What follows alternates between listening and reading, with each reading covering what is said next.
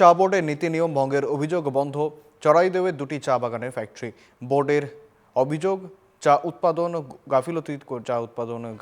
করছে বাগান কর্তৃপক্ষ নির্ধারিত মূল্য পাচ্ছেন না চা শ্রমিকরা তাই শাস্তিমূলক ফ্যাক্টরি বন্ধের নির্দেশ চা বোর্ডের 7 দিন বন্ধ থাকবে বাগান দুটির ফ্যাক্টরি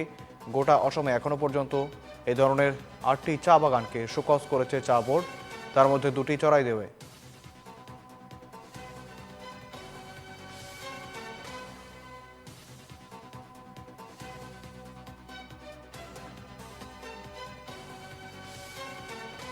চৰাইদেউ জিলা অন্তৰ্গত দুটা চাহ ফেক্টৰী চাহ বোৰ্ডে 4 মে'ৰ পৰা 11 তাৰিখলৈকে বন্ধ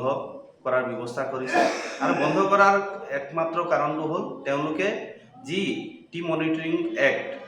TMC এক্টখন আইন উলংঘা কৰিছে তেওঁলোকে আইন উলংঘা কৰি তেওঁলোকে খেতিয়কৰ যি উচিত মূল্য সেই উচিত মূল্য নিদিয়াৰ কাৰণে টি বোৰ্ডে যোৱা 25 বৰ্ষত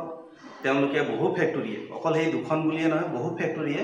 মানে খেতিয়কক উচিত মূল্য MVP যিটো বেঞ্চ প্ৰাইচ মাৰ্ক আছে সেই নিদিয়াৰ বাবে টি বোৰ্ডক আমি খেতিয়কৰ স্বাৰ্থত আমি টি বোৰ্ডক আমি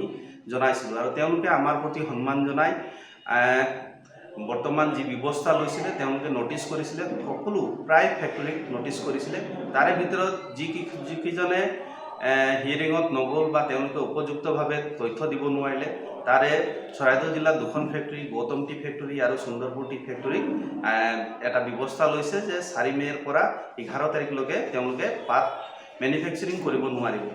আৰু তেওঁলোকে যদি এই MVP দিয়াৰ ব্যৱস্থা সম্পূৰ্ণৰূপে কৰিব নোৱাৰে অনাগত দিনত তেওঁলোকৰ ওপৰত সন্তাৰ দাবীৰ জৰিয়তে তেওঁলোকক আকৌ পুনৰ তেওঁলোকক বিহিত ব্যৱস্থাৰ কাৰণে TMC আইনৰ অধীনত তেওঁলোকক বিহিত ব্যৱস্থা লোৱাৰ ব্যৱস্থা গ্ৰহণ কৰা হ'ব আৰু আমি টি বোৰ্ডক ধন্যবাদ জনাইছোঁ যে টি বোৰ্ডে